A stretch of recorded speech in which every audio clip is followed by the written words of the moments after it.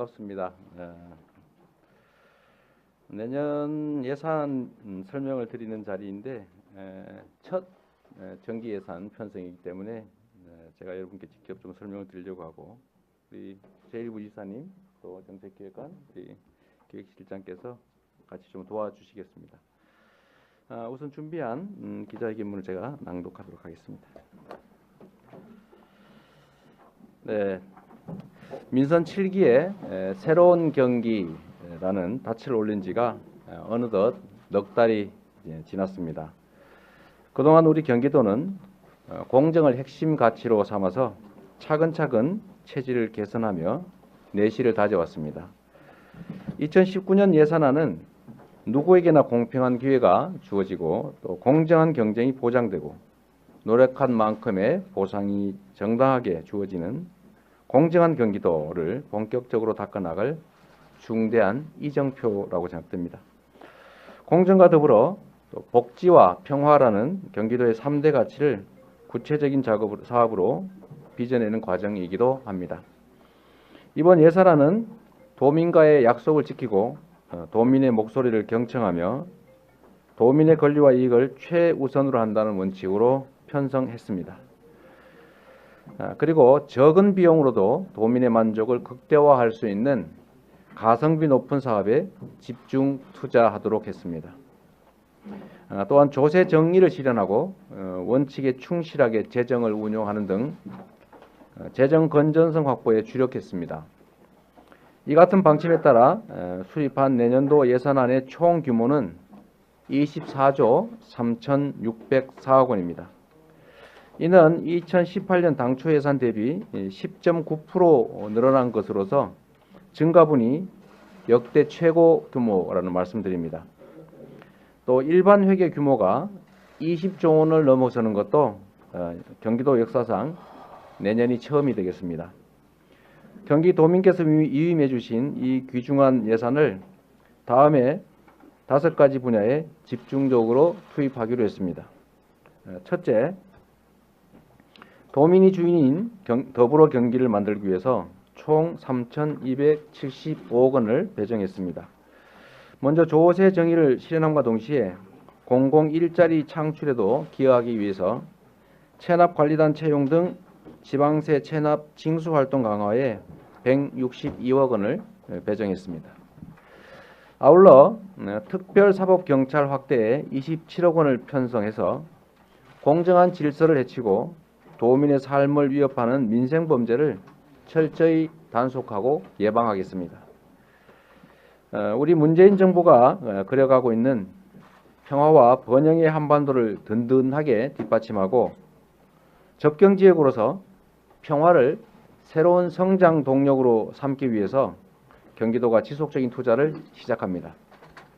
평화협력국 사무를 확대하면서 남북의 교류 협력 활성화 그리고 주한미군 공여구역 등의 개발, DMZ 생태 평화의 공간 조성 등 평화통일의 기반을 마련하기 위한 사업에 1,390억 원을 투입할 것입니다. 두 번째로 삶의 기본이 보장되는 복지 경기를 실현하고자 9조 4,552억 원을 투자합니다. 특히 저성장의 늪에 빠져서 기회와 희망을 잃은 청년 세대의 복지 확대를 위해서 830억 원을 편성했습니다. 이것은 청년 배당 부분은 뺀 거죠. 네, 뺀 금액입니다. 요 830억 내역 중에서 보면 청년 국민연금에 147억 원, 군복무 상해보험 가입에 25억 원, 청년 면접수당에 160억, 학자금 대출이자 지원 및 주거복지 확대에 44억 원, 그리고 일하는 청년 통장 및 취업 프로그램에 454억 원이 배정됐습니다. 또한 보육과 돌봄, 공공의료를 강화하기 위해서 초등학교 치과 주치 사업에 56억, 응급의료 전용 헬기 운영에 51억 원을 편성했습니다.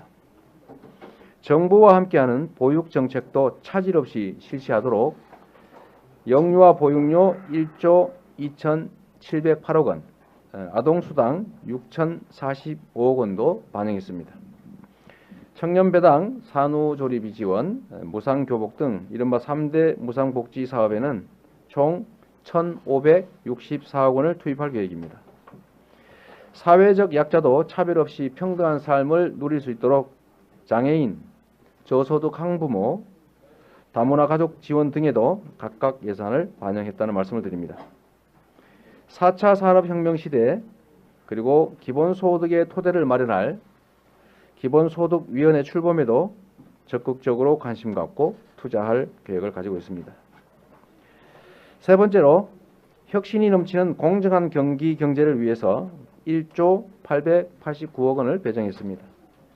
지역화폐의 본격적 도입을 위해서 82억 원을 투입하고 움츠러든 가계의 가처분 소득을 늘리는 효과를 기대하고 있습니다. 동시에 골목 상권 등 지역 경제가 살아나는 선순환 구조에도 도움이 될 것으로 생각됩니다.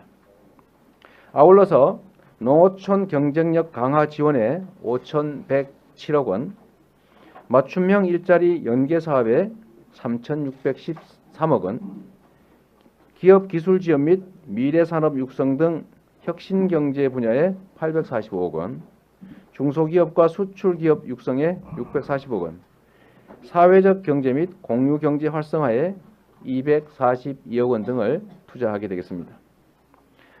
이로써 소상공인에서부터 농어민, 서비스, 콘텐츠 산업부터 첨단 미래산업, 청년 일자리부터 노인 일자리까지 또 산업과 경제 곳곳을 두루 살피고 공정과 혁신을 바탕으로 경기 경제를 활성화하겠습니다.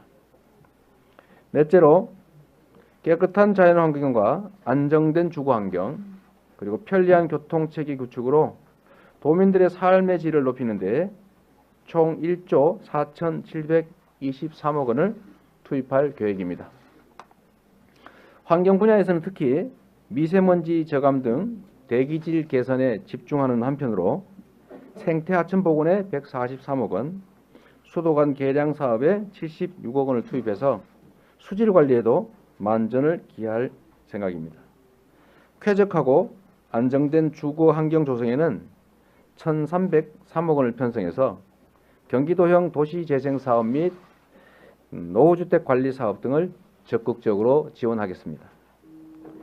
행복주택 건설비 지원, 주거복지기금 확대 등 서민 주거환경 개선 사업도 적극적으로 추진합니다. 빠르고 안전하고 편리한 교통복지를 위해서 총 8,525억 원이 투입됩니다. 도민들의 원활한 교통 서비스 이용을 돕고 각종 교통 인프라 구축 사업도 차질 없이 추진해서 도민들의 삶의 질을 높이도록 노력하겠습니다. 다섯 번째, 안전하고 즐거운 경기도를 위해서 총 7,481억 원을 편성했습니다.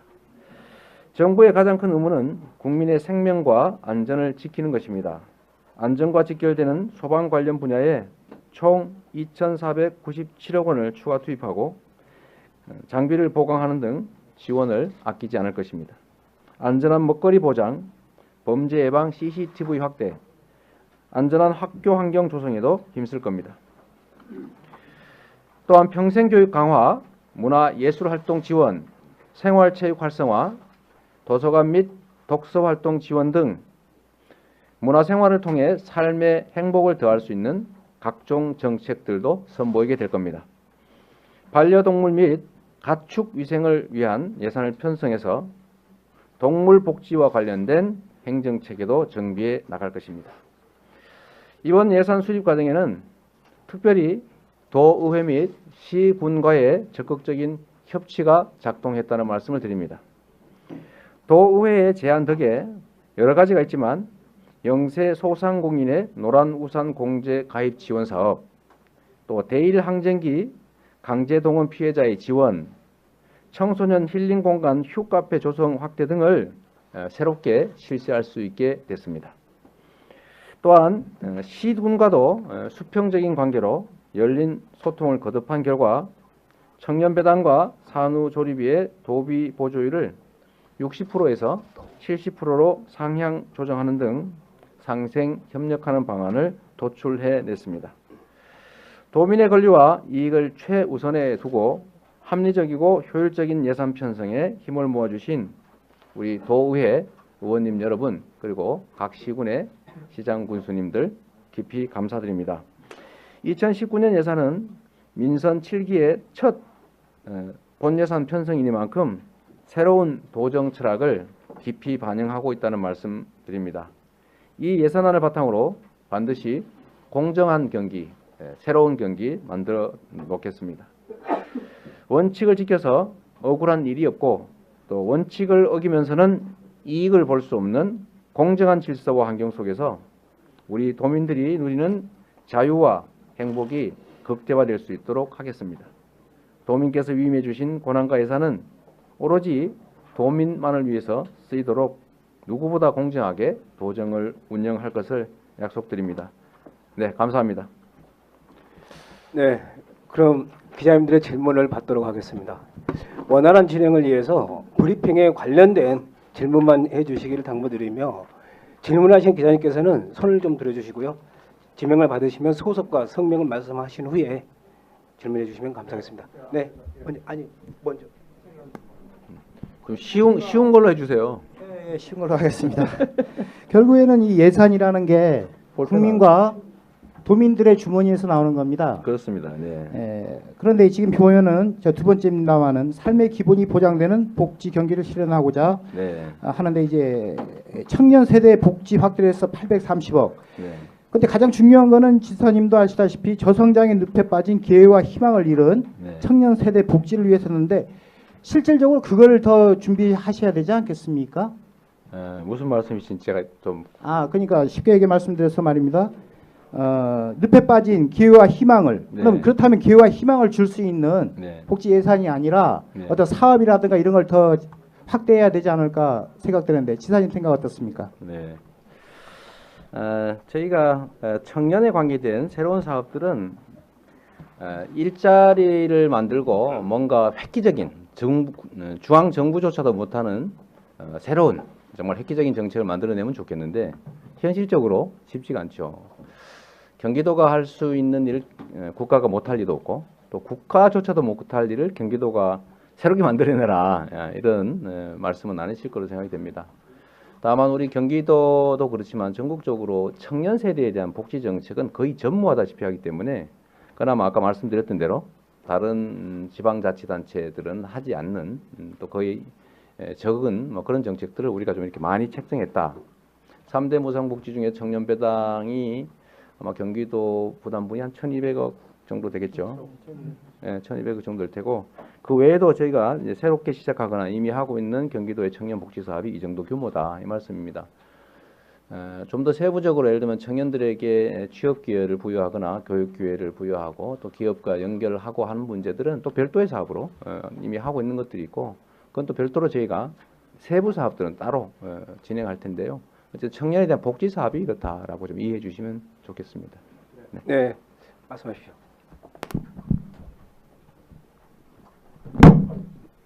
이거 뭐 저한테 화난다고 부시고 그러는 거 아니죠? 그러게 말입니다. 이게 저 지사님이 서서 브리핑을 했는데 앉아서 말씀을 드리니까 너무 황송한 마음이 들어서 떨어뜨린 것 같습니다. 저는 한 가지 제안을 좀 하고 싶습니다. 네. 한국 디지털 뉴스의 유태균 기자입니다. 네, 네. 우리가 사실 그 출산이나 육아 뭐 이런 문제, 또 청년 이 문제 네. 대단히 시급하고 중요한 우리 국가적 문제라고 생각이 됩니다만, 실질적으로 여기 노인 복지 문제에 있어서 네. 출산과 육아, 사회 공헌도가 네. 노인이 사실은 높습니다. 네. 젊은 시절에 다 열심히 해왔는데, 근데 지금 보게 되면은 정부에서 육아 수당도 주고 다 준다고 그러는데, 노인한테 당신이 기여했던 그것만큼 자녀 한 사람 길러낸 데당 얼마씩 수당을 좀 책정해가지고 좀 역발상입니다만, 네, 네. 그래서 노인들한테 좀 지급을 하면은 지금 젊은이들이 힘이 있을 때 열심히 일해가지고 우리 늙을 때 애 네. 많이 난 거 내갖고 보상 좀 받자. 네. 그래서 혹시 출산이라든가 육아에 좀 더 정신적으로 그 마인드를 갖지 않을까 이런 생각이 드는데, 혹시 지사님 그 노인들한테 네. 애 많이 낳아서 많이 길렀으니까 숫자대로 네. 더 복지에 보태주겠다는 그런 의향은 없으신지 건의하고 싶습니다. 알겠습니다. 네, 알겠습니다. 네. 노인 일자리 1,200억이요? 네. 네. 사회공헌. 네. 뭐 아시는 것처럼 저희가 발표문안에 없으니까 혹시 노인 정책은 안 하는 거 아니냐 이런 오해를 하실 수 있는데 현재 복지 예산 중에서 가장 비중이 큰 게 노인 복지 예산입니다. 그리고 그 중에 가장 핵심적인 게 이제 기초 연금에 해당이 될 테고요. 기초 연금이 제일 많죠. 2조 1천억 이런 정도 되고 그 외에 저희가 하고 있는 노인 일자리 사업, 노인 일자리 사업이 1,200억? 네, 1,200억 정도 되고 있습니다. 그리고 저희가 이제 노인 관련된 복지 예산은 앞으로 방향을 그냥 그 현금을 지원하는 이런 방식도 중요하지만 어르신들한테 일할 기회를 만들어 주는 게 가장 중요하다라는 생각이 듭니다. 우리 도 차원의 독자적인 일자리 사업들로 단순히 현금을 지원하는 것 이상으로 일할 수 있는 기회를 만들어 드리는 것 매우 중요하다고 생각하고요. 특히 노인 일자리와 관련해서는 우리가 뭐 한 달에 청년이나 중장년들이 또 소위 가장들이 취업해서 벌어야 되는 그런 규모가 아니라 이미 은퇴한 세대들이기 때문에 소일거리로 소에게 좀 시간을 보낼 수 있는 그 자긍심을 고취할 수 있는 그런 일자리 사업을 좀 많이 늘려보려고 합니다. 그래서 저는 노인 일자리 사업에 관한 한은 1인에게 많이 지급되는 것보다는 많은 사람들에게 기회를 주는 게 더 중요하다 이렇게 생각하고요. 제가 전에 우리 문재인 대통령님 이제 그때 시도지사 함께 만날 때도 제가 대통령님께도 건의드렸던 겁니다. 그래서 노인 1인당 지출되는 일자리 예산도 중요하지만 현재 20만 원짜리 노인 일자리도 못해서 그 막 대기하는 사람이 그렇게 많으니 그 사람을 늘리는 게 더 중요하겠다 이런 말씀드렸는데 저희 경기도는 독자적으로라도 노인 일자리 사업은 좀 확대해 나가려고 생각하고 있고 실제로 그렇게 많이 준비하고 있습니다. 노인 정책 안 하고 있다 이런 소리 안 나오게 부탁드립니다. 그게 너무 당연한 것이어서 또 그런 거죠. 네. 네, 다음은 한겨레. 네.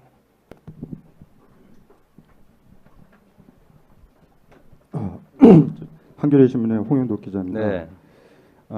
오늘 지사께서 말씀하신 것 중에서 청년 배당과 관련해서 네. 좀 여쭤보고 싶습니다.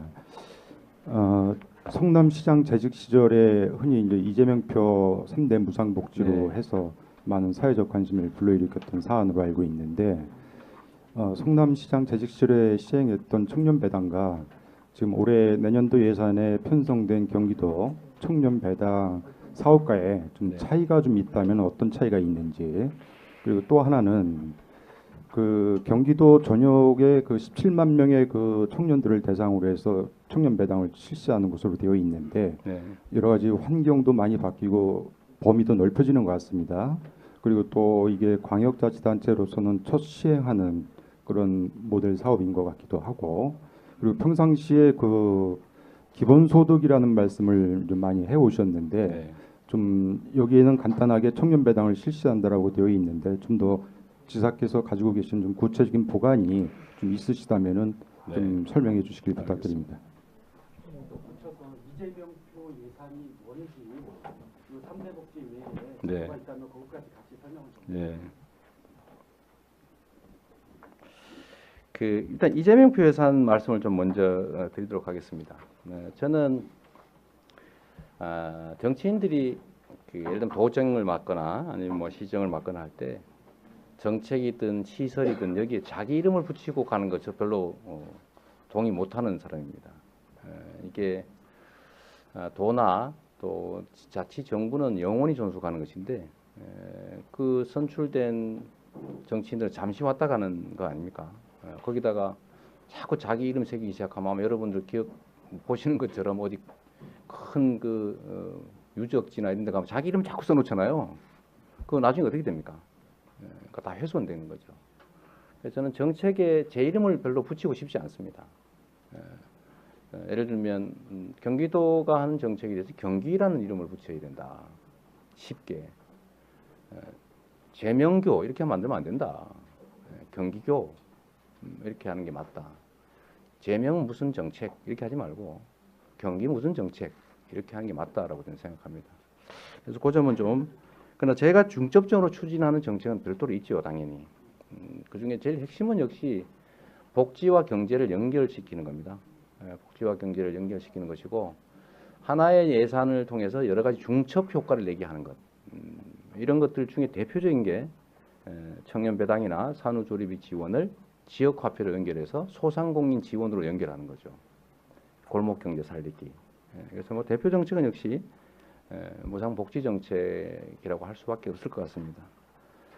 그러나 저는 더 집중하고 싶은 정책은 너무 당연하지만 너무 당연해서 사람들이 중요하게 생각하지 않는 것들, 예를 들면 안전, 질서, 공정의 가치 이런 것들입니다. 아까 얼핏 언급했습니다마는 제가 아침에 확대 간부 회의 때도 말씀드렸어요.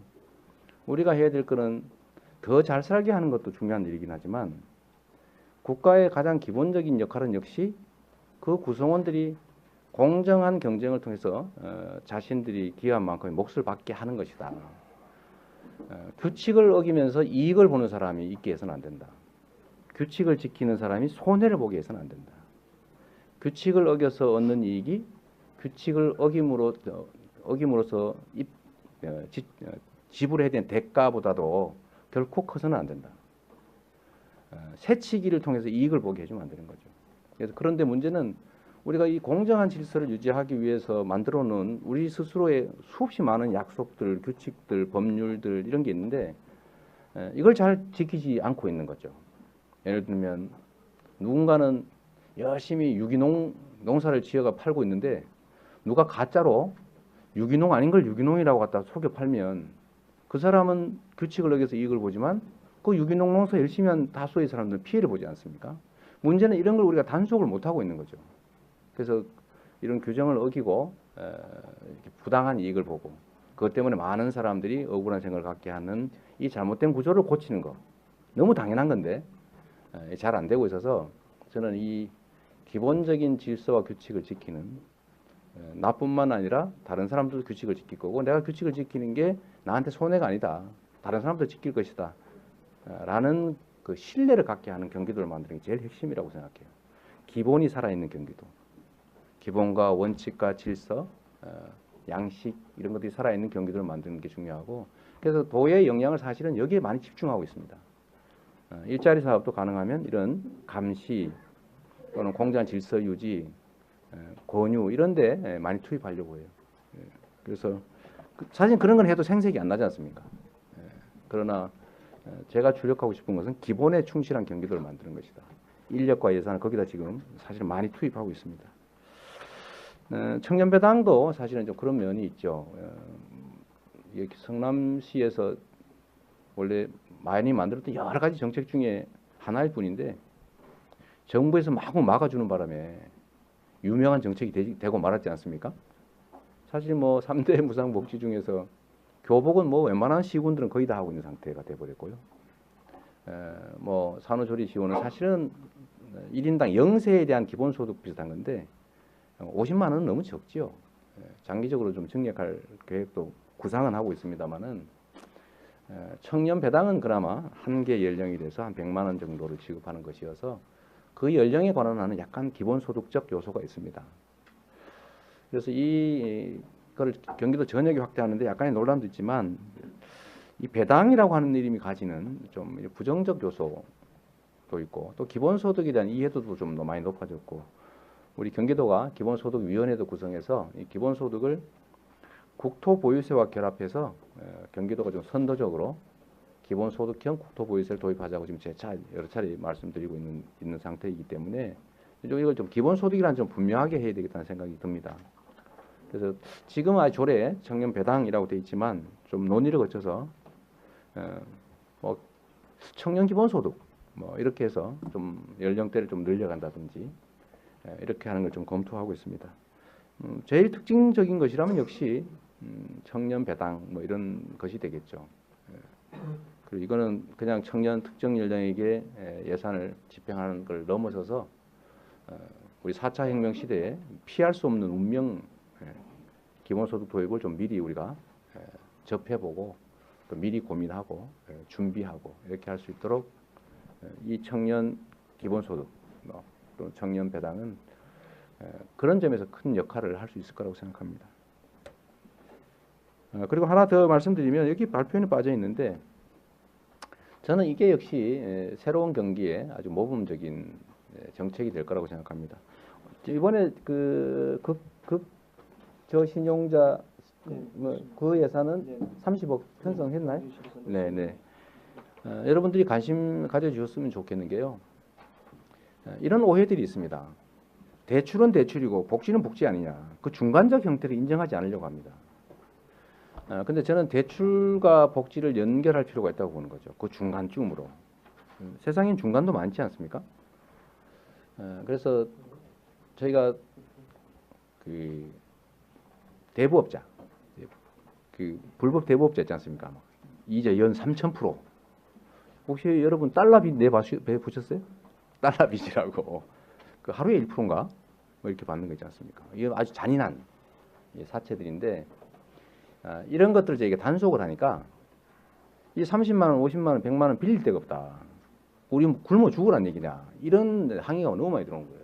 그래서 저희가 그런 불법 대부업자의 200%, 막 500%, 3000% 이런 소액 대출을 이용하지 않을 수 없는 극저신용자들을 대상으로 경기도가 대출 업무를 좀 하려고 합니다. 물론 그 중에 우리가 추계를 해보면 신용등급 8등급 이하는 거의 37%는 떼어먹힐 것이다. 예측을 하고 있어요. 37%죠. 떼먹힐 예상을 하고 있는데 나중에 숫자나 가지고 혹시 틀리면 좀 교정 좀 해주십시오. 그러면 이제 나중에 이런 비난이 쏟아지겠죠. 경기도가 대출 사업을 했는데 무려 37%를 떼먹히더라. 30억 편성했는데 기간 내에 갚은 거는 20억밖에 안 되더라. 10억 날렸다. 이렇게 비난을 받을 것 같아요. 그러나 저는 그걸 감수하려고 합니다. 극저신용자들한테 100만 원 이내 돈을 연 2% 정도에 빌려주고 뭐 한 3년 후나 좀 저희가 조정 중입니다만 뭐 길게는 5년 후 50만 원 빌리면 5년 후에 60만 원 갚는 거예요. 이렇게 하는 경우에 그 비난이 쏟아질 수 있는데 그러나 이거는 대출 복지로 좀 봐주자라는 겁니다. 그래서 이 사업을 저희가 별도로 시작하는데 아마도 엄청나게 시끄러울 것 같아요. 그러나 대출조차도 받지 못하는, 그러나 복지 지원을 받지는 못하는 그 중간에 있는 그 한계 계층들에 대해서 저희가 새로운 정책으로 손실을 감수한 복지형 극저신용자 대출 사업, 경기 소액 대출 이렇게 해보려고 합니다. 제명 대출 하자는 뭐 그런 말도 있는데 절대로 안 된다. 농담입니다. 또 혹시 써가지고 제명 대출 하려고 그랬다. 그래서 안 해주시면 좋겠고요. 그래서 이게 사실은 정말 의미 있는 새로운 영역의 정책이다라고 생각합니다. 내년엔 일단 30억 정도를 편성하는데 저희가 시스템이 갖춰지고 이게 다 소진되면 추경을 통해서라도 제 생각으로는 최대 한 300억 정도까지 늘려볼 생각입니다. 수요가 있다면. 떼어 먹히면 어떡하느냐. 저희가 청년배당으로 1200억도 주는데 이게 이 30만 원, 50만 원이 없어가지고 가족 동반 자살하는 이 사람들을 저희가 구제하려면 이런 제도도 꼭 필요하다라고 생각하고요. 제가 그 비난을 감수하려고 합니다.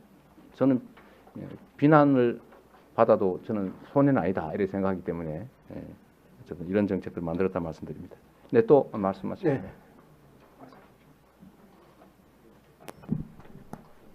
네, 경기인의 오효석 기자입니다.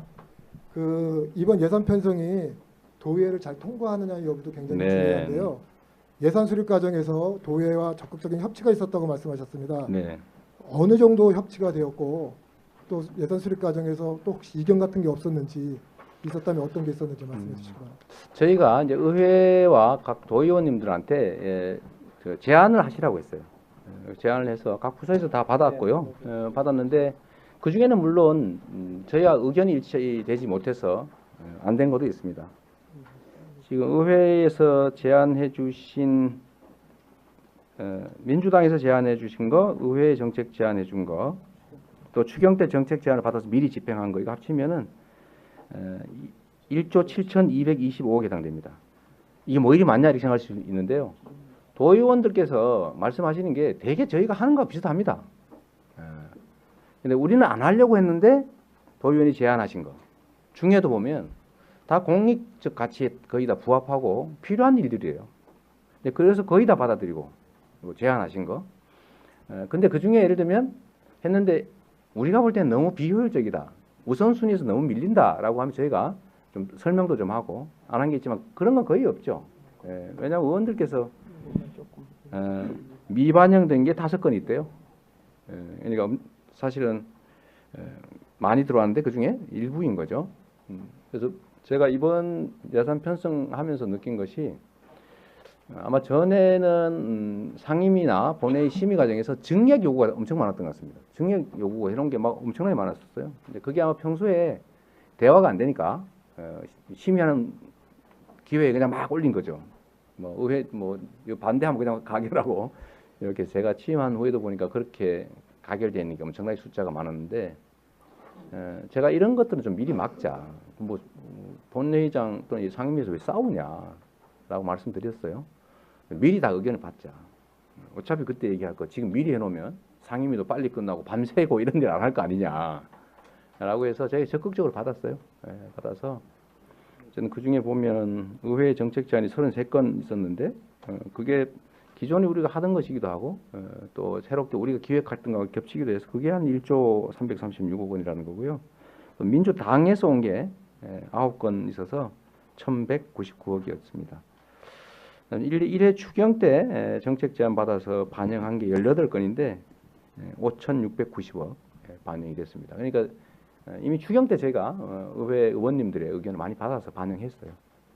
그리고 그중에 특히 경기 북부 지역의 기반시설 관련된 동북부 사업들은 거의 뭐 해당 지역의 국회의원이나 도의원들께서 또 시장 군수께서 요구하시는 거 거의 다 반영돼 있습니다. 그래서 좀 경기 동북부의 인프라 구축 관련된 사업은 상당히 금액이 많습니다.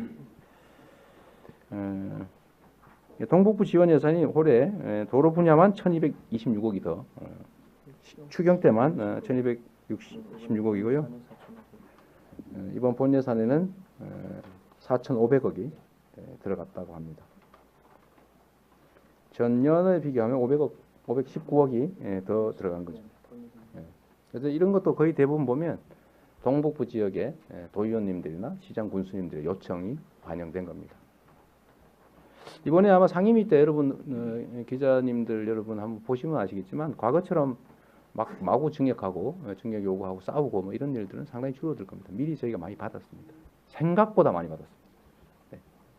저희는 또 방침이 도의원들께서 제안하신 사업은 도의원이 제안했다고 표시를 해주자. 네.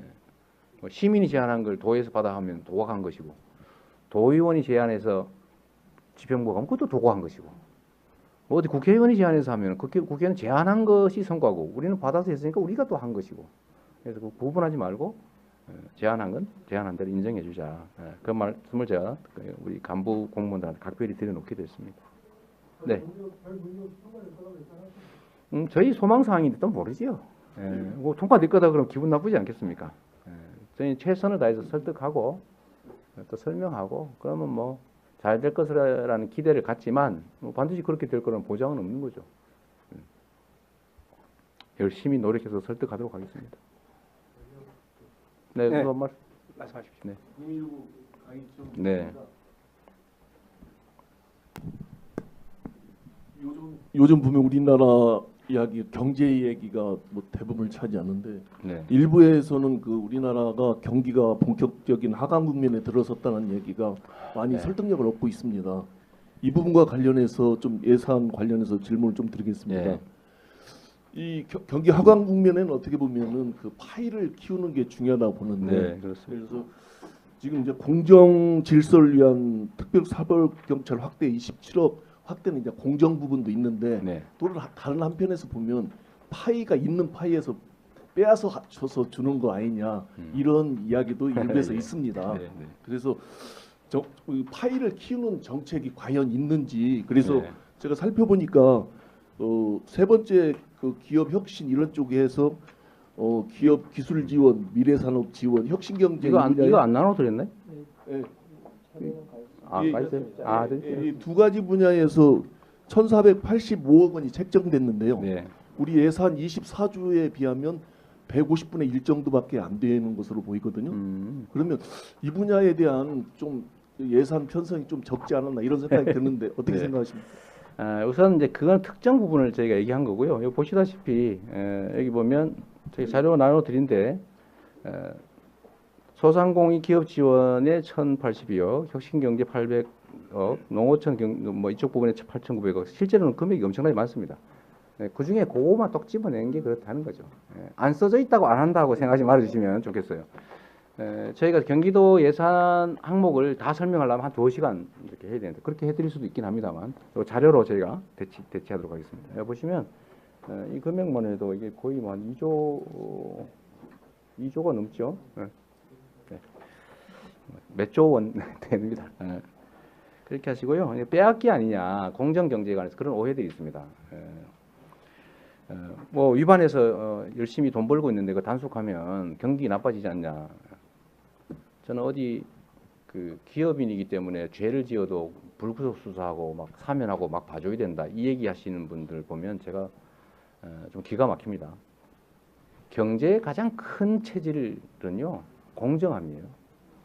저는 우리 경제인들이 제일 바라는 게 공정하게 경쟁할 수 있게 해주고 내가 만든 경영 성과를 내가 갖게 해달라라고 생각합니다. 나한테 특혜해달라. 내가 질서를 어기고 타인에게 피해를 끼치면서 부당한 이익을 얻을 수 있게 해달라고 하는 기업인을 저는 본 일이 없습니다. 예를 들면 기업이 경쟁을 하는데 다른 사람이 지켜야 될 규칙 안 지키고 특혜를 받고 질서를 파괴하면서 이익을 보는 사람들을 제재하지 않으면 선량한 다수가 피해를 봅니다. 일할 의욕을 잃지요. 이거는 이게 바로 경제를 진짜 망치는 겁니다.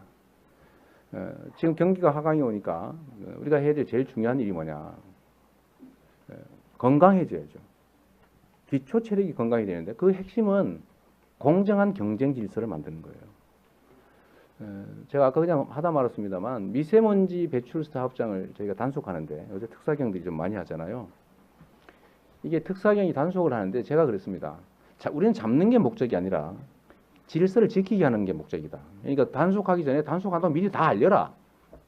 그러니까 지금은 해당되는 관련되는 사업체들을 저희 명단을 가지고 있으니까 미리 다 알려줍니다. 앞으로 불시에 단속합니다. 단속하면 이렇게 엄청나게 처벌합니다. 미리 알려줘요. 그러니까 빨리 고쳐라. 근데 그런데도 불구하고 계속 하고 있으면 단속을 해야 되는데 최근 사례 중에 이런 게 있었어요. 여러분들한테 직접 관계된 건데 여러분 미세먼지 싫죠? 발암 물질을 마시고 싶지 않지 않습니까?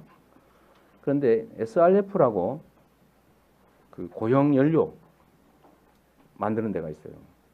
이 고형 연료를 만드는데 그게 발암 물질이나 뭐 폐기물이나 이런 거 쓰면 안 되지 않습니까?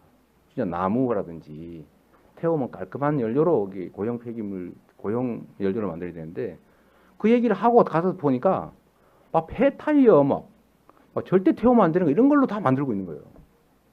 그거를 기업 활동을 보장한다고 놔둬야 됩니까? 그 불법적인 사람들의 목숨을 위협하는 발암 물질로 막 만들어낸 고형 연료 단속하지 말아야 됩니까? 단속해야죠. 그래야 이 법을 지키고 정상적인 고형 연료 만들어 파는 사람이 억울하지 않죠. 남들은 싸구려 연료 막 사다가 화력은 좋지요. 뭐 폐타이어 태우면 화력이 얼마나 좋습니까? 이게 남들보다 더 적은 비용 투입해서 더 많은 돈을 버는 대신에 우리 모두는 발암 물질을 마시고 경쟁하는 대다수 선량한 업체들은 가격 경쟁력을 잃거나 이익이 줄어들잖아요. 이럴 때 과연 정부의 역할이 그런 불법행위하는 걸 봐주는 게 경제를 살리는 겁니까? 저는 그런 것들을 단속하고 규칙을 지키게 하는 게 저는 경제를 살리는 거라고 봐요. 그래야 신나잖아요. 그래야 열심히 할 이유가 생기죠. 유인이. 이것뿐만이 아니고 예를 들어 식품 단속도 마찬가지예요. 불량식품 만들어가지고 쉽게 해가지고 돈 많이 버는 그런 업체가 있으면 그럼 성실하게 규정 지키고 깨끗한 식품 만드는 사람은 손해보지 않습니까? 왜 이걸 방치해야 돼요? 그걸 단속해야 선량하게 정상적으로 영업하는 사람들이 억울하지 않죠. 제가 제일 중요하게 생각하는 가치가 공정함인데 그 공정함이라고 하는 거 별거겠어요. 억울하지 않게 해주는 거죠. 지역이든 사람이든. 내가 상식과 규칙을 지켜가면서 열심히 일하면 손해는 안 본다라는 생각을 들게 해줘야 되는데 지금은 완전히 반대 아닙니까? 아마 여러분 중에 일부도 그러실 걸로 생각되는데 내가 규칙을 지키면 누군가가 그 규칙을 어겨가지고 이익을 볼 것 같아서 불안하잖아요. 꿈이 뭡니까? 규칙을 어기고도 절대 안 잡히는 강자가 되고 싶잖아요. 그런 사회가 희망이 없지 않습니까? 건물주가 되는 게 초등학생들의 꿈인 나라. 그 누가 일하려고 그러겠어요? 그러니까 저는 경기도의 가치, 경제를 살리는 것은 체질을 튼튼하게 하는 거고, 체질을 튼튼하게 하는 것은 합리적 규칙을 잘 지키게 하는 게 이 정부의 역할인데, 그 역할을 잘하는 게 경제를 살리는 길이라고 봐요. 돈을 버는 거는 부동산 사가지고 좋은 목해가지고 어디 정보 얻어가지고 막 돈 잘 빌려가지고 막 어디 목 좋은데 부동산 사서 건물 임대를 많이 받으면 그게 잘 사는 거냐? 아니고 기술 개발하고 열심히 노동하고 그렇게 해서 성과를 만들면 그거 다 내가 가질 수 있다. 그러니까 신나서 막 일하고 그래서 바닥이 단단하고 잔뿌리가 튼튼하고 그런 경제 시스템을 만들어야 진짜 경제가 산다고 생각해요. 지금 우리나라 경제가 나빠진 이유가 뭐 다른 겁니까? 불공정과 격차, 불평등 때문에 그렇잖아요. 왜냐하면 열심히 일해도 성과가 없으니까 진짜 실력 있는 청년들은 창업 청년들은요 우리나라에서 창업하지 않는다고 해요. 다 유럽으로 미국으로 도망간다고요. 왜냐하면 우리나라는 그 열심히 하면 누가 뺏어가요. 훔쳐가고 제재가 안 됩니다. 그 제재해가지고 도로 자기 찾으려 그러면 한 5년 걸리고 그때 가면요 소송 비용이 그 찾은 비용보다 더 많아요. 그래서 정신병자도 있어요. 그러니까 아예 안 합니다. 뺏기면 포기하죠. 그런데 그런 데서 누가 창업하고 누가 열심히 하겠어요? 그래서 저는 정부의 역할의 가장 핵심은 역시 공정하게 경쟁할 수 있게 해주는 것. 규칙을 어겨서 이익 볼 수 없다고 믿게 하는 것. 규칙을 지키는 게 손해가 아니라고 하는 것을 확신하게 해주는 것. 그래야 활력이 생긴다. 자원도 공정하게 배분해야 그 자원이 제대로 쓰여진다. 그게 전 정부의 역할이라고 생각해요. 뭐 네. 우리 강 기자님 생각 같은 생각입니다. 네, 네. 시간이 당초 예상보다 많이 흘렀습니다. 좀 더 하셔도 됩니다. 우리가 뭐, 예. 네, 우리도 경일보, 언젠가는 예, 뭐 따로 얘기할 기회도 잘 없는데 그냥 계속 하죠. 경일보, 예, 거기 앞에. 네, 경인일보 신지영 기자입니다. 네. 그 교통 예산을 보면은 광역버스 준공영제 재정 지원이 452억이 반영돼 있는데 지사님 공약 사항이었던 노선 입찰제랑 좀 다른 형식인 걸로 알고 있습니다. 네. 이 452억의 이제 그 배경이 무엇인지 알고 싶고요. 하나는 중공영제 관련 예, 예산. 맞습니다. 네, 네. 그리고 그 이제 복지 사업이 확대되는 거에 따라서 이제 앞으로의 세수 추계가 궁금한데 지사님 보시기에 이제 중기적으로 이 세수 추계가 어떻게 되는지 어떻게 보고 네. 계신지가 알고 싶습니다. 세수 추계는 우리 부지사님 좀 이따 설명해 주시고요. 제가 중공영제 말씀을 잠깐 드리면 어떤 정책이란 걸 시작하면 바로 중단할 수 있는 게 아닙니다. 예를 들면 중공영제를 우리 남지사께서 저는 좀 신중하게 밀어놨다가 시작했으면 좋았겠다 생각을 하는데 그러나 현실적으로 시작은 됐고 또 제가 취임했다고 해서 바로 없애버릴 수도 없는 거죠. 그래서 내년에는 실제로는 이게 그대로 유지될 수밖에 없는 상태예요. 정책의 일관성, 어쩔 수 없는 측면이 있는 거죠. 그리고 그 사이에 저희가 새로운 노선 입찰제를 준비하지만 내년에 또 당장 할 수 있는 건 아니죠.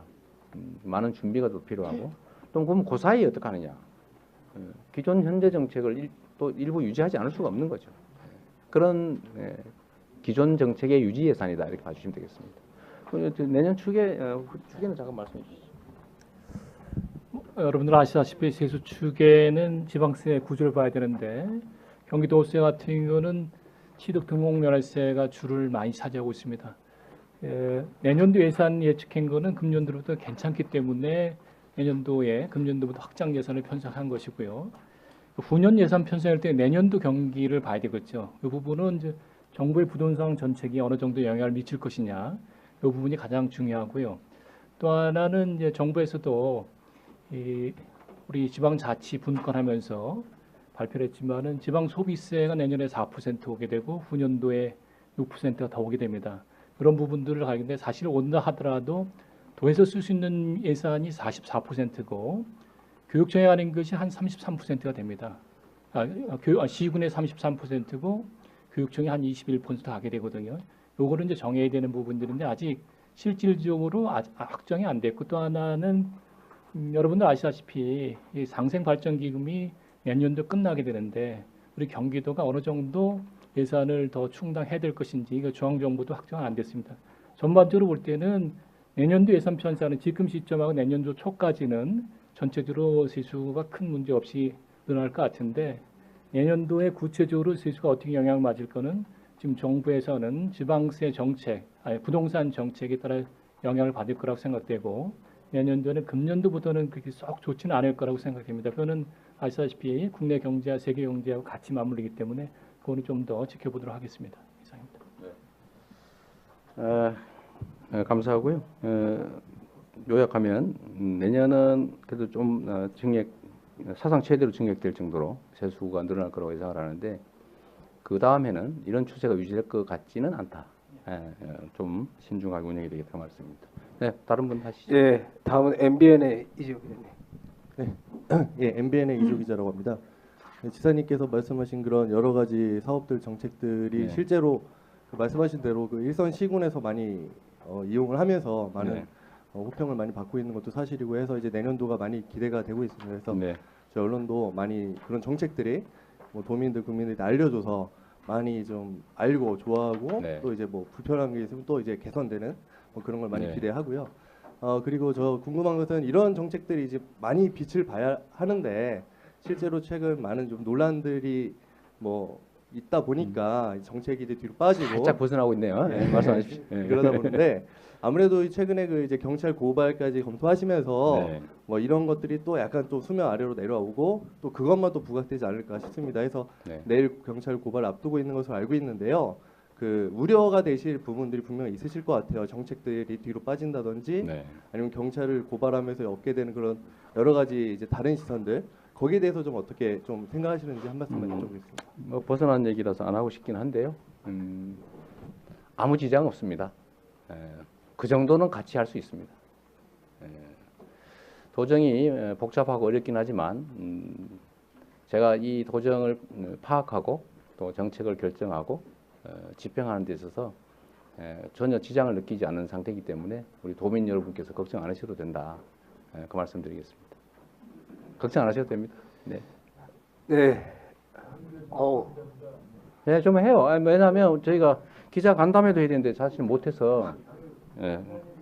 마이크 주시죠. 기자회견문에 보면 공정이라는 단어가 6번 나왔거든요. 아, 그래요? 네, 좀 많군요. 이게 내일 뭐 정치적 상황과 관계가 있는 건지 아니면 여태까지 공정하지 못한 경기도 회계가 있었던 건지 네. 솔직한 심정을 부탁드립니다. 네, 아주 기술적으로 살짝 넘어.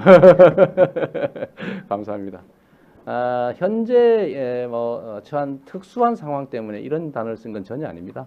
그 관계 없고요. 저는 제 필생의 꿈, 가치 이런 건 공정한 나라를 만드는 거예요. 저는 불공정한 상황에 살았던 사람이고 또 그 불공정함이 가지고 있는 개인에 대한 뭐랄까 아픔, 개인의 아픔 또 사회 전체적으로 보면 그 불공정함이 가진 비효율, 낭비 이런 것들에 대한 각별한 관심이 있습니다. 공정함이 가지는 효율성, 그다음에 우리 살아가는 우리 국민들에 대해서 주는 그 희망, 그런 게 정말로 크고 중요하다고 생각해요. 아까도 말씀드렸습니다만 정부의 역할은 1차가 생명과 안전을 지키는 것이고 그 다음이 공정한 경쟁의 질서, 공정한 환경을 만들어주는 거예요. 그 공정함의 가치는 우리가 특정인이 자원을 독점하거나 과점할 때 과연 그 자원이 제대로 사용될 수 있겠냐. 우리 모두가 가진 땅이 100평이고 구성원이 100명인데 한 명이 99평 가지고 99명이 한 평 가지고 아웅다웅하면서 만약에 농사를 짓는다. 그 땅이 효율성을 발휘할 리가 없죠. 그럼 소작 주면은 잘하냐. 자기 농사 짓는 것처럼 열심히 하겠습니까? 소작하면. 또는 임노동을 하면. 임금 주면서 농사 지으면 그 열심히 하겠어요? 결국 그 토지가 가진 효율성이 떨어지는 거죠. 이게 저는 불공정의 사회적 예를 들면 우리 그 기획관 말씀에 하면 대통령께서 2019년 제안 예산안 설명하면서 공정 단어를 18번 쓰셨다고 하네요. 사실 문재인 정부 또는 문재인 대통령께서 하시고자 하는 일하고 뭐 제가 또 경기도에서 하고 싶은 일 사실은 같아요. 핵심은 공정사회. 공정사회를 만든다. 적폐청산 얘기를 많이 하지만 적폐청산이 목적이 아니고 공정사회를 만들기 위해서 불가피하게 적폐를 청산해 나가는 거죠. 적폐청산이 목표가 아니죠. 보복이 목표가 아니라 봄에 농사를 잘 짓기 위해서 건물을 걷어내야 되잖아요. 쓰레기를 걷어내야 농사를 잘 지을 거 아닙니까? 그런 과정이다. 그래서 저는 공정함이 정부의 제1 역할인 안전, 생명을 지켜주는 것 다음으로 중요한 가치라고 생각해요. 잘하는 건 다음 일이고 공정한 환경을 만들어서 사람들이 억울하지 않게 이 경쟁에 뛰어들 수 있게 해주는 것. 그래서 공정이란 말을 평소에 아주 많이 쓰는 거지. 최근에 내가 뭐 불공정한 일을 당한 것 같으니까 공정 자꾸 쓴 거 아니야? 라고 생각 안 해주시면 좋겠습니다. 아까 하신 분 있어서 안 하신 분부터 먼저. 네. 네. 네, 다음은 에너지 경제 여기 유기전. 네, 먼저 하시고 제가 시간은 저는 많아요. 네, 좀 많으니까 여러분들이 바쁘시겠지만 에너지경제신문의 유원상 기자. 거의 끝나갑니다. 예. 예, 그 기자회견 안에 있는 거 말고 책자에 보면 책자의 17페이지 네. 보면 두 번째 항목에 그 학교 급식에 관련돼서 네. 1,030억이 배정이 돼 있는 걸로 알고 있는데 1,000억 이상이 배정돼 있는 걸로 알고 있는데 제가 알고 있기로는 1,000억 이상 투자해도 저는 이거에 대해서 반대는 안 하고 찬성이라고 생각을 하는데 네. 이 많은 예산을 주면 네. 그 경기 교육청에다 예산을 주면 그 도에서 쓴 거에 대해서 감시를 하려고 하면 네. 그 교육청에서 안 준답니다 자료를. 이거는 그 뭐라 그럴까 전에 남지사 계셨을 때 그 소통에 관련된 거라고 해서 자료를 안 준답니다.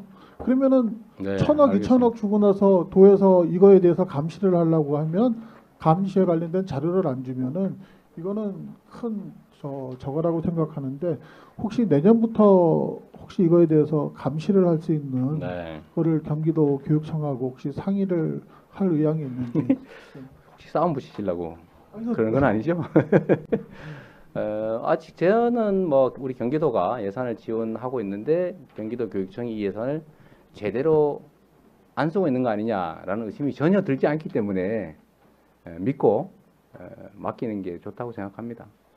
특별히 뭐 이 예산을 사용하는데 무슨 문제가 있다든지 지적이 있으면 뭐 그때 가서 검토를 하겠는데 뭐 지금 상태는 특별히 문제를 아직 못 느끼고 있어서 경기도 교육청도 공정하게 또 청렴하게 잘 운영된다고 생각하기 때문에 지금으로서는 특별한 계획은 없습니다. 문제되는 걸 알고 계신 것 같은데. 네? 여기 문제되는 걸 알고 계신 것 같아요. 얘기해 주시면. 추후에 만약에 네. 이런 지적사항이 있으면 뭐 언제든지 저희가 뭐 직접 조사할지 아니면 뭐 도교육청에 부탁해서 할지 그것도 봐서 하겠습니다.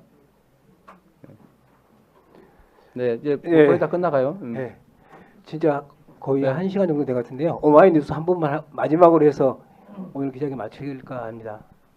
네, 오마이뉴스의 최경준 기자라고 합니다. 마지막 질문이라고 하니까 부담이 됩니다. 예. 아니 뭐 예산하고 직접 관계 있는 질문은 아닌데요. 네. 그 아까 잠깐 언급하셨는데 기본소득형 국토보유세 관련돼서 네. 저희들하고 말씀 나누신 적 이건 없으신 것 같아요. 네, 위에 네, 네. 이제 뭐 여당이나 위에서만 좀 언급하셨는데 그때 당시 잠깐 이게 좀 이게 반짝하고 네. 좀 이슈가 됐었는데 이후에는 사실 이게 좀 다시 또 들어갔거든요. 네. 혹시 뭐 이와 관련돼서 뭐 예산은 아니겠지만 정책적으로 내년에 뭘 좀 준비하고 계신 것이 있으신지 좀 설명 좀 부탁드리겠습니다. 아까도 뭐 시간이 그렇게 많지 않아서 간단히 말씀드렸는데 다 그 경제에 관심 많으시지 않습니까? 경기 불황도 오고 앞으로 일자리도 점점 적어질 것 같고 성장률도 점점 떨어지고 모두들 걱정하시는데 왜 이 경제 상황이 나빠질까? 저는 핵심은 역시 불공정과 격차 때문이라고 생각해요. 우리가 연간 국민 총생산이 1,600~1,700조 이렇게 되는데 부동산으로 인한 불로소득이 400조를 뭐 넘거나 오가는 수준입니다. 그러니까 무려 25%, 4분의 1 정도가 부동산을 가지고 불로소득을 하고 있는 거예요. 근데 그게 예를 들면 정당한 투입 대가에 대한 정당한 수준의 임료라면 그건 뭐 불로소득이라고 하기 어렵죠.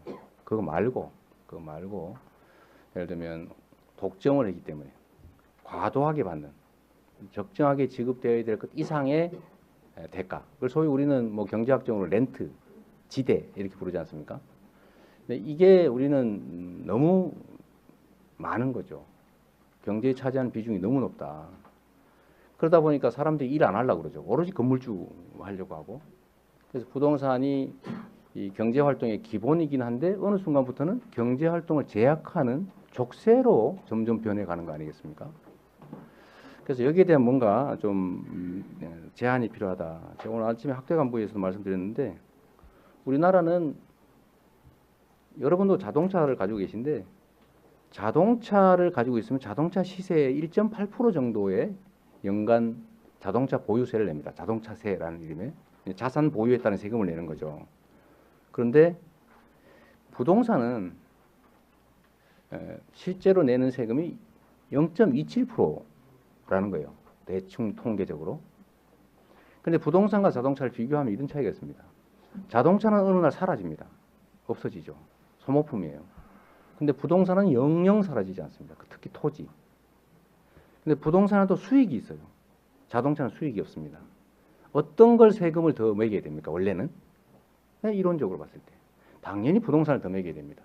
그런데 부동산에 대한 세금이 자동차세의 5분의 1 가까이밖에 안 되는 거죠. 그래서 이런 이유가 뭐냐라고 생각해 보면 원인이야 뭐 부동산을 가진 사람이 정책 결정을 하니까 자동차 가진 사람이 정책 결정하는 게 아니라 부동산 가진 사람이 정책 결정에 영향을 많이 주잖아요, 사실은. 그 영향이 있을 텐데 결국은 어떤 일이 벌어지냐면 이 보유에 따른 세금이 없으니까요. 하다못해 저기 아무짝에 쓸데없는 저 깊은 산골의 산까지도 거래를 해서 땅을 사놓습니다. 언젠가는 오를 수 있다. 근데 예를 들면 서구 선진국 같은 경우는 어디 아무짝에 쓸데없는 산을 사놓으면 그 어느 날 산이 사라집니다. 세금으로 다 없어지는 거예요. 그러니까 안 사요. 가격이 오르지 않습니다. 그러니까 그걸 예를 들면 나중에 누군가가 진짜 필요해서 그걸 쓸 때 하다못해 산에 나무를 심는 조림 사업을 하려고 해도 지금 우리나라는 산값이 너무 비싸서 조림 사업을 할 수가 없어요. 너무 비쌉니다. 아무짝에 쓸데없는 산이. 그런데 이 국토 보유세, 재산 보유세가 있는 나라는 가격이 낮으니까 쓸 수가 있어요. 이 자원 배분이 왜곡되고 있는 겁니다. 우리나라는. 그래서 이걸 해결하는 방법은 역시 재산 보유, 국토는 모두의 것이니까 재산 보유에 따른 최소한의 보유세를 내게 해야 된다. 그냥 OECD 평균 수준만 해도 1% 정도니까 지금의 한 3배에서 4배 가까이 3점 몇 배 정도 올릴 수 있죠. 그래서 3배까지는 올리지 말고 딱 더블로만 올리자. 0.5% 정도까지만 올리자. 라고 하면 한 15조 정도가 나옵니다. 15, 6조 정도. 그래서 그 정도만 해도 그러니까 평균 OECD의 한 절반 정도까지만 해도 15조 정도를 만들 수가 있는데 이거를 그냥 세금을 걷으면 저항이 엄청나게 심할 거 아니냐. 세금 냈더니 딴 데 쓰더라. 그러니까 저항이 있는데 만약에 이 세금은 다 걷어서 우리 국민 모두에게 아이 어른 가릴 것 없이 똑같이 나눠준다. 라고 하면 받는 사람은 저항을 안 하겠죠. 우리 국민의 절반은 땅을 가지고 있지 않습니다. 절반은. 땅을 가지고 있는 나머지 절반 중에 90%는 조금씩 가지고 있어요. 조금씩. 아파트, 땅, 부지, 지분 뭐 이런 거 있잖아요. 뭐 8평, 10평 뭐 이런 거 가지고 있어요. 연립주택에 한 뭐 15평 이런 거 가지고 있죠. 그래서 이거를 다 똑같이 걷어서 똑같이 나누면 95% 가까이는 내는 것보다 받는 게 많습니다. 50% 정도 아예 안 내고 받는 거고 나머지 50%에 한 거의 90%는 낸 것보다 받는 게 많아요. 그러면 95% 가까이는 찬성을 할 테고 나머지는 반대를 할 텐데 이렇게 하면 조세 저항이 없다. 소액으로 시작해서 이걸 기본소득으로 쫙 똑같이 나누는 건 기본소득이니까요. 똑같이 나눠주는 기본소득을 도입하고 국토보유세를 도입해서 격차도 줄이고 그 다음에 부동산이 투기수단 또는 돈벌이 수단으로 전락하는 것도 막고 이 복합적 효과가 있지 않습니까? 그래서 저희가 기본소득형 국토보유세를 주장을 하는데 문제는 이게 정부 차원에서 갑자기 전국에 시장을 하면 저항도 심하고 안 해봤던 일을 하면 불안하잖아요. 그래서 제가 계속 정부나 우리 문재인 대통령님께 말씀드리는 것도 그냥 지방세 기본법에다가 각 시도가 할 수 있게 근거 조항을 만들어주면 우리가 조례로 만들어서 시행을 한번 해보겠다. 매를 맞아도 경기도 이재명이 먼저 맞고 뭐 성과가 나서 좋으면 전국이 확대하고 우리한테 기회를 달라 이런 얘기를 계속 하고 있는데요. 말씀하신 것처럼 그때 이해찬 대표께서 한 말씀하고 할 때 확 한번 또 되더니 지금 또 조용하잖아요.